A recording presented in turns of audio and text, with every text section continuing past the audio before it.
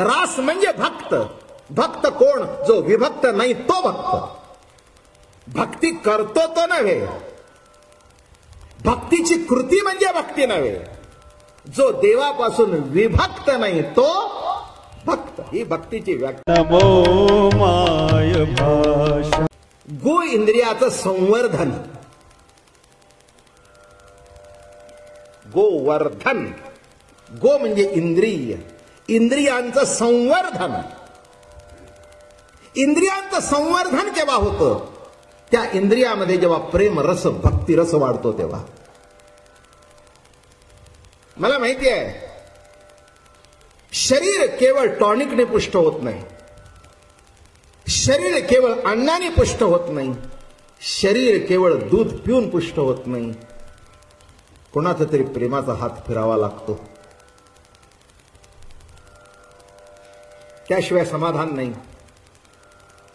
बरं का, त्या बाळाच्या अंगावर आई पाजत असते, पण पाजत असताना हात फिरत असतो. कल्पना आहे तुम्हाला? आई काय मूल काय, ती आई कशी पाजते? अशी पाजत असते, अंगावरून हात फिरवत असतो. पिता पिता ते बाळ झोपतं. का झोपतं? तो प्रेमाचा स्पर्श चालू आहे, स्पर्श चालू आहे. इंद्रियांना प्रेम लागतं पुष्ट होण्याकरता, तृप्तता प्राप्त होण्याकरता. म्हणून लक्षात ठेवा, मी नेहमी एक शब्द वापरत असतो, तृप्त होणार नाही. तृप्त होणार नाही, तृप्त प्रेमानेच होईल. लग्नातल्या जेवणात चकित होतो पण पोट भरत नाही.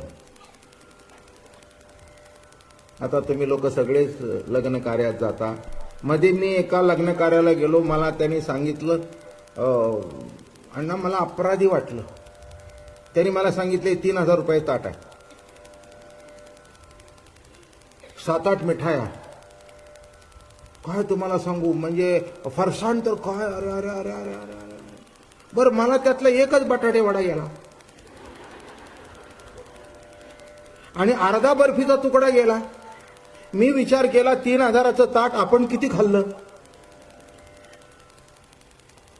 आणि मला टाकता तर येईना, तोंडात तर जाईना. घरी येताना मी अपराधी होऊन घरी आलो. लक्षात ठेवा, 2 घास खाल्ले पण समाधान भेटले नाहीत. काय ताट होतं, पण वाढणारा सुद्धा ताट होता. की I have served them with a plate for ₹3,000 for each person. आणि ताटातला ताटरपणा त्याच्यात आल्या कारणाने ते जरी गोड होतं तरी त्याच्यातून अहंकाराचा कुठेतरी वास येत होता, नाही का? मग कसं तरी आपलं झोपला, बायकोला म्हणाला सकाळी जरा काहीतरी चांगलं करून आणो. ते म्हणल्यावर रात्री एवढं जेवायला गेला. अगं कशाचं जेवण म्हटला. आणि प्रत्येक वस्तू म्हणजे कुपथ्य. कसं जेवतो? मग बायकोने 2 घास वाढले प्रेमाने. आता म्हणाला बरं वाटलं बरं का. आता मला सांगा, ज्याच्यामध्ये बदाम पिस्ते घातले होते, उत्तम तूप होतं, ते बरं वाटलं नाही, आणि साधे घरच्या आईच्या हातचं किंवा बायकोच्या हातचं. कारण का? त्यामध्ये प्रेमाचा स्पर्श आहे. इंद्रियांना प्रेमाचा स्पर्श लागतो. लक्षात ठेवा, एखादं कोणी आलं ना, त्याच्या पाठीवर हात ठेवलं की त्याला बरं वाटतं, नाही का? एक लक्षात ठेवा, स्पर्श म्हणजेच रास. स्पर्श म्हणजेच रास, नाही का? पण एक लक्षात ठेवा, ज्याच्यामध्ये विकार आहे तो भोग आहे, आणि ज्या स्पर्शामध्ये निरपणपणा आहे ती रास आहे. मी त्यांना इथल्या लोकांना दृष्टांत सांगितलं होतं, पण तुम्ही आला म्हणा सहज आठवलं. एक फार सुंदर गोष्ट आहे माझ्याकडे. इथे ऐकली असेल, विसरले असतील, मलाही कल्पना आहे. माझं ऐकलेलं कोण लक्षात ठेवतो जास्त?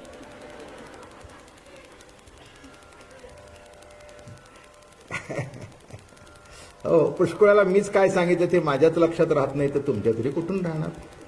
तेव्हा मी काही तुम्हाला दोष देतो अशातला काही भाग नाही आहे. स्पर्श रास सांगतो. मुंबईच्या रस्त्यावर हे भिकारी उभे राहतात बघा. फार फार अतिशय सुंदर गोष्ट आहे, मला अतिशय आवडते. भिकारी उभा राहतो, असे हात पसरून उभे राहतात. आता तो भाड्याचा आहे का नोकरीचा आहे हे मला चिकित्सा करायची नाही, पण भिकारी उभे राहतात. त्यांना देऊ का न द्यावं हे चिकित्सा मी करत नाही, माझा प्रश्न येत नाही. माझ्या गोष्टीपुरता माझा प्रश्न आहे. आणि तो असा उभा होता. त्या भिकाऱ्यांचं सुद्धा मस्त मजा असते बरं का. तुम्ही असा केला की त्याला कटतं गिरायक आहे, मग तुम्ही त्याच्याकडे दुर्लक्ष केलं ना की ते निघून जातं. तेव्हा एक मनुष्य असा त्याच्या अंगावरून चालला होता. त्याला वाटलं याला काहीतरी द्यावं, म्हणून त्यांनी काय केलं, बॅक पॉकेटला हात घातला. आणि बॅक पॉकेटला हात घातल्यानंतर त्याला जाणवलं की आपल्या खिशात पाकिटच नाही, घरी राहिलं आपलं पाकिट. आणि शेवटी काय असतं, कोणत्याही माणसाला आशेला लावणं आणि मग त्याचा विरस करणं बरं नसतं. मग तो असा हात घातलेला, त्याला असं वाटलं हे काही बरंच झालं नाही. एक भिकारी आहे रस्त्याचा, आपल्याकडे किती आशेने बघतोय आणि आपण खिशात हात घातला आणि त्याला देऊ शकत नाही. पुढे काय केलं माहितीये त्यांनी, तो जवळ गेला आणि त्याचे हात हातात घेतला आणि सज्जन होता तो माणूस.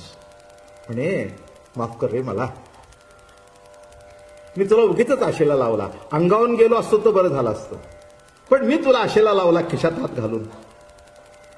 मी उद्या येईन ना तेव्हा खरंच मी तुला, जो काही मी तुला थांबवलं, तुझी निराशा, 10 रुपयाची नोट ठेवीन. पुढचं ऐका. त्या भिकारीने हातात हात घेतले,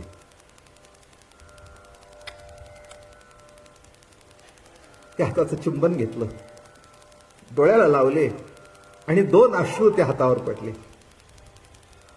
ते म्हणे काय रे झालं बाबा, इतका दुखावला गेलास का? नाही हो म्हणे मालक, नाही दुखावला गेलो. या हातामध्ये आतापर्यंत 100ची नोट पडली आहे, पण माझा हातात हात घेणारा आज तुम्ही भेटला. आजपर्यंत माझा हातात हात कोणी घेतला नाही. माफ करा, पुन्हा येताना 10 रुपये टाकू नका, पण केव्हा तरी जाता येता एकदा माझा हातात हात घ्या. एवढंच सांगायचंय मंडळी. आई वडील मित्र सखे वस्तू देऊ नका, पण जाता येता एक प्रेमाचा हातात हात घ्या. पुष्कळ झालं, पुष्कळ, काही गरज नाहीये.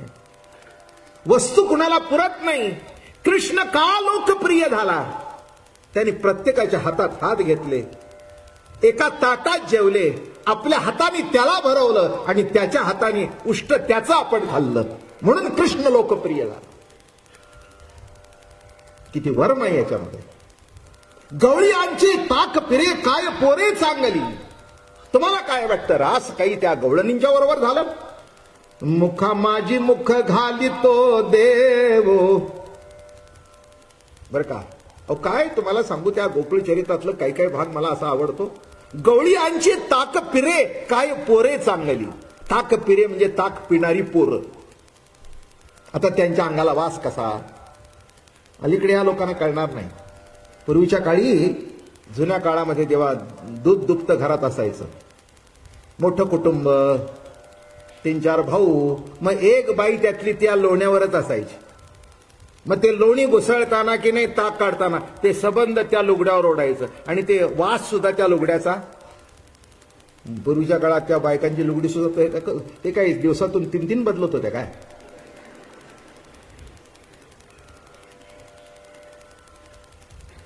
मी माझ्या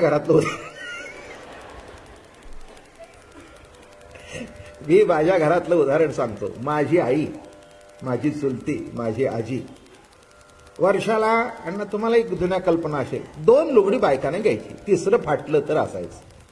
आणि लग्नाला जाण्याकरता 1 किंवा 2 लुगडी, प्रत्येक लग्नाला निरनिराळं नाही. हे नेसलेलं बघितलं तर काय इन्सल्ट, पोझिशन डाऊन. काय ग, मागच्या लग्नात त्या ह्याच लग्न होतं, परिस्थिती डाऊन झालेली दिसते, खलास काय.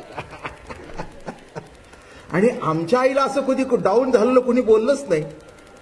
मी म्हटलं अगं आई तुझी 2 लुगडी. अरे म्हणले बाबा तुला कसं कळत नाही, आपल्या घरात 2-3 आहेत ना, बाहेर जाताना 1-2 जरीचं असलं म्हणजे जरा घरात नेसायचं नाही, ते बाहेर नेसायचं. काळ पालटला. बायकांना तुम्ही बाहेर न येता नुसतं लुगडी बदलायला जरी ठेवलं तरी ते आनंद मानतील.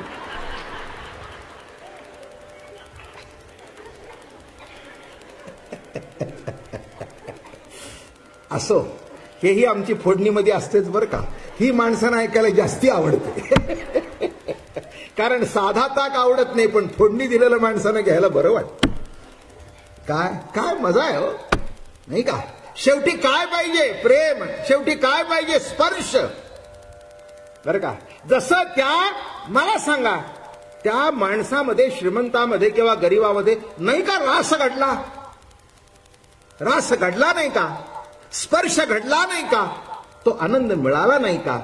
म्हणून लक्षात ठेवा, इंद्रियामधून, गो इंद्रियामधून भक्ती रसाचं संवर्धन होणं, प्रेम रसाचं संवर्धन होणं हे अत्यंत आवश्यक आहे बरं का. हो, ज्ञान पद मिळवून देईल पण समाधान मिळवून देणार नाही. लक्षात ठेवा माझं बोलणं. एखादा विद्वान आहे, एखादा पंडित आहे बरं का, शब्दांनी तुम्हाला चकित करून टाकेल पण तृप्त करणार नाही. पण एखादा भाविक असेल की नाही, त्याचा भाव बघून तुमच्या डोळ्याला धार लागेल. भाविक तयासी येतो काकुळती, शहाण्या मरती न सापडे. तुकाराम महाराज लिहित आहेत देवाबद्दल. भाविक तयासी येतो काकुळती, शहाण्या मरती न सापडे. शहाणे मेला तरी सापडत नाही. आपल्या घरात जर आपला एक मुलगा शहाणा असेल ना, आणि एक आपला साधा सुद्धा असेल, जे साधा सुद्धा आहे ना त्याचा आई वडिलाशी पटतं, जो शहाणा आहे ना तो अंगावरून गेला तरी बाप तसं त्याला हाक मारत नाही. मग त्यांनी बघितलं तर निघाला सोन आहे.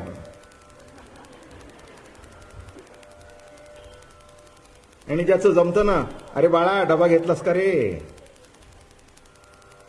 मी एका घरात असं होतो, असंच माझ्याकडे पुष्कळ आता वर्षातून मी दुसऱ्याच्याच घरी जास्ती राहतो.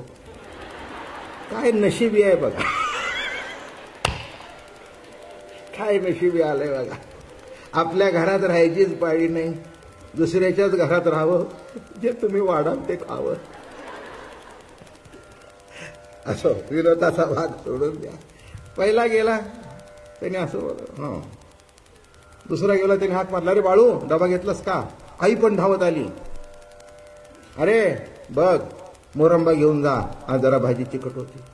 ती गेल्यावर मी म्हटलं मगाच्याला विचारलं नाही, याला काय विचारलं नाही, तो मोठा आहे.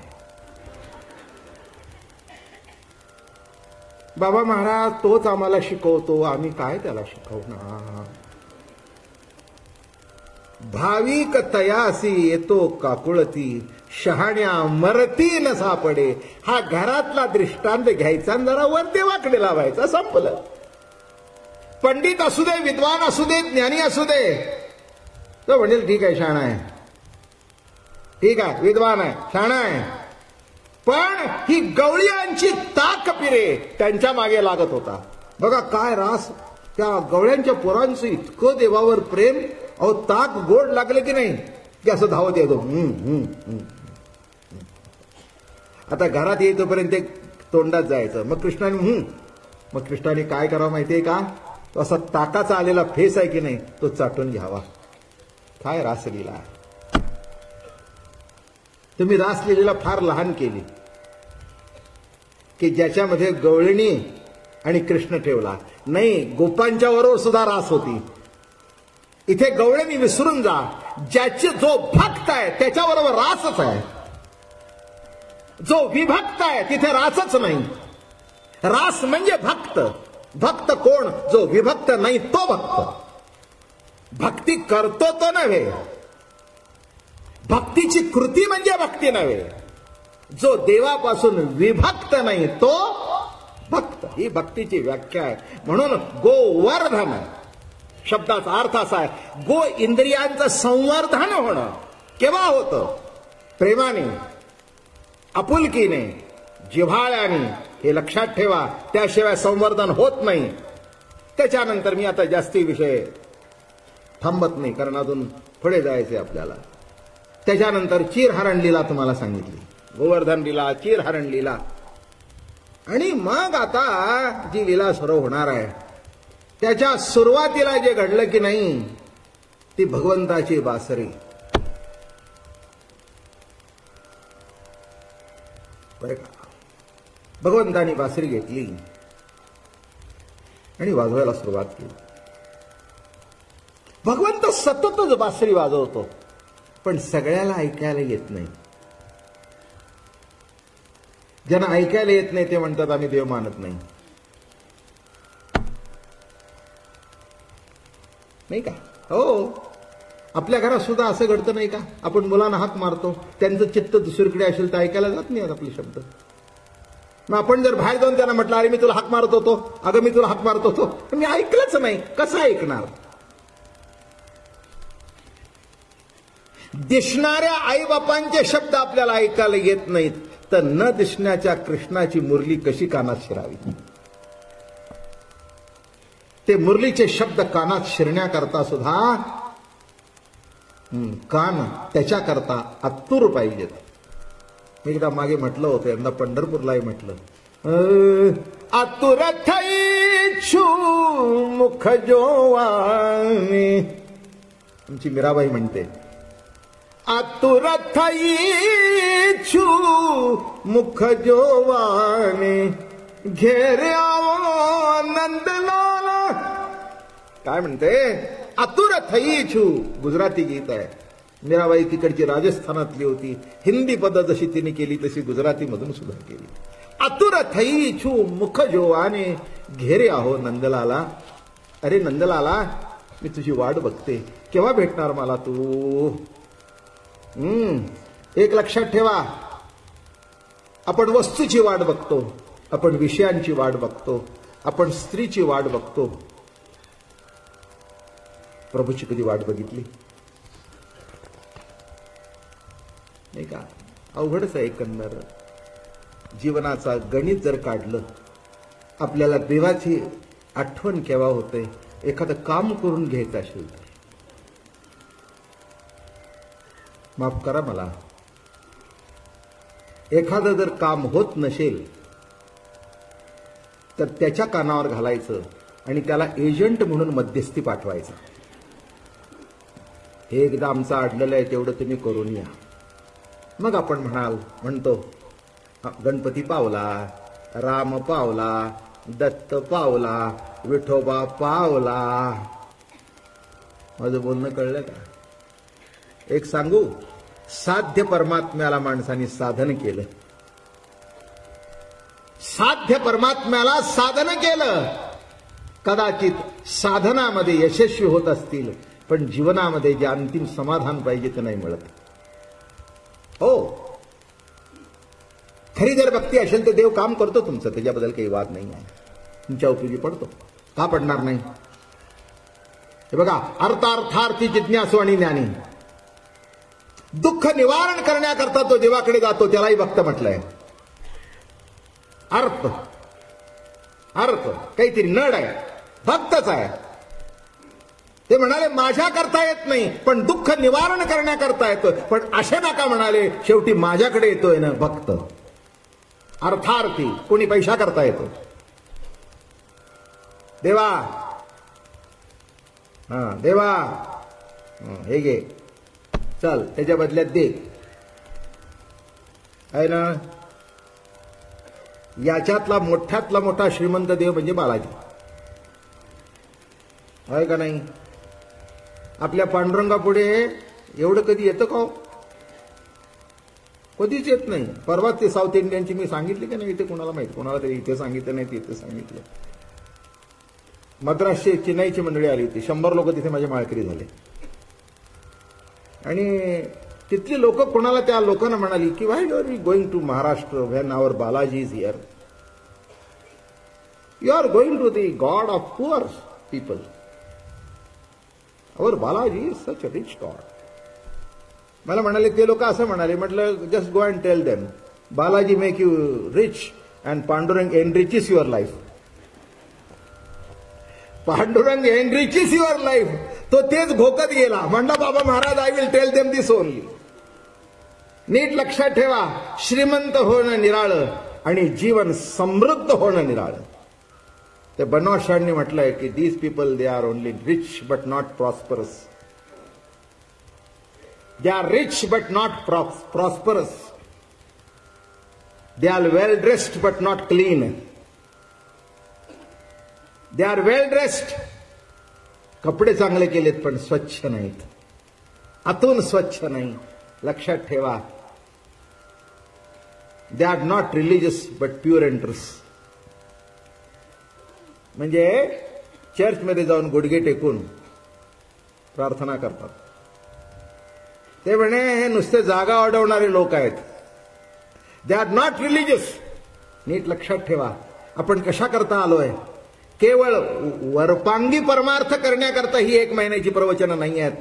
आत्ताच मी सांगितलं अण्णा 15 वर्ष देवाच्या कृपेने एकही दिवस खंड न होता चाललंय. अभिमान नाही बरं का, पण कृपा सांगितली मी.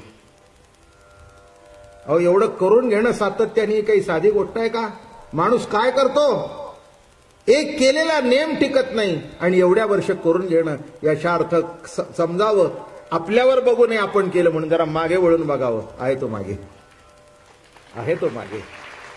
एवढंच नीट लक्षात घ्या. म्हणून म्हटलं मी हा जो रास क्रीडा चालू आहे आणि काय घडतं की हे क्षीरहरण लीलेच्या नंतर जे आलं कसं घडलं?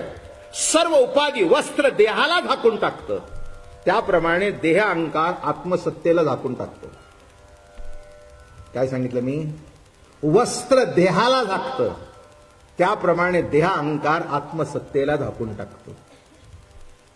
ही क्षीरहरण लीला आहे, ती केवळ देहावरचं वस्त्र नाही. नमो माय भाषा.